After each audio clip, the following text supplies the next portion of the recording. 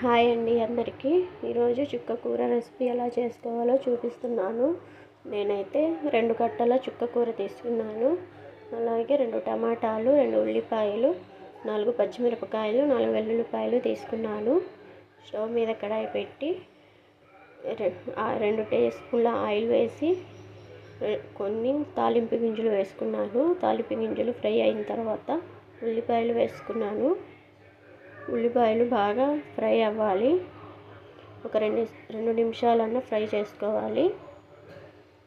మన ఛానల్ ఎవరైనా సబ్స్క్రైబ్ చేసుకోకపోతే సబ్స్క్రైబ్ చేసుకోండి. పక్కన ఉన్న బెల్ని టచ్ చేయండి.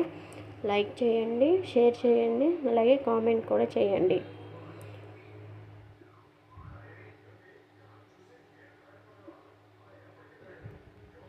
ఉల్లిపాయలు ఫ్రై అయిన తర్వాత సన్నగా తరిగిన పచ్చిమిరపకాయలు వేసుకోవాలి. పచ్చిమిరపకాయలు వేసుకున్న తర్వాత టమాటాలు వేసుకోవాలి. టమాటాలని ఒక 2 నిమిషాలు ఫ్రై చేసుకోవాలి.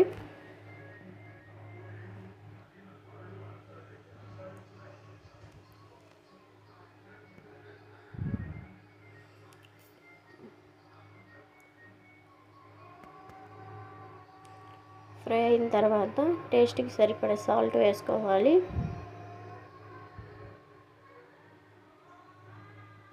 సాల్ట్ వేసిన తర్వాత ఒక 1 మినిట్ అలానే ఉంచేయండి. టమాటాలు మగ్గుతాయి. అలాగే 1 టేబుల్ స్పూన్ పసుపు వేసుకోవాలి. పసుపు వేసుకున్న తర్వాత కలుపుకోవాలి.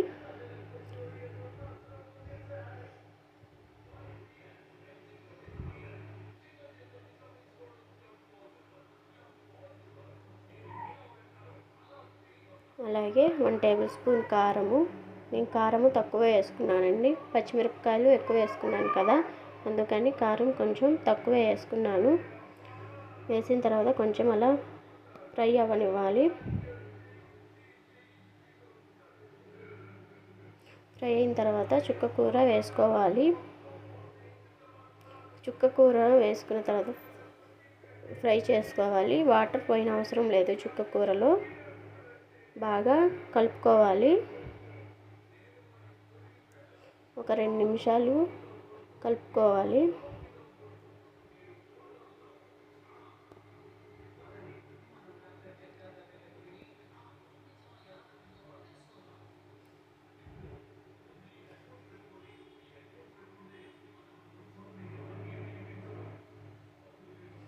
కలుపుతున్నప్పుడే చుక్క కూర మగ్గిపోతుంటుంది.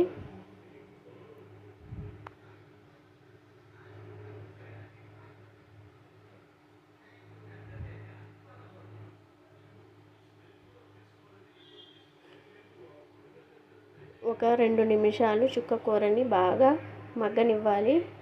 మగ్గిన తర్వాత బాగా అలాగా ఉడికిపోతుంది.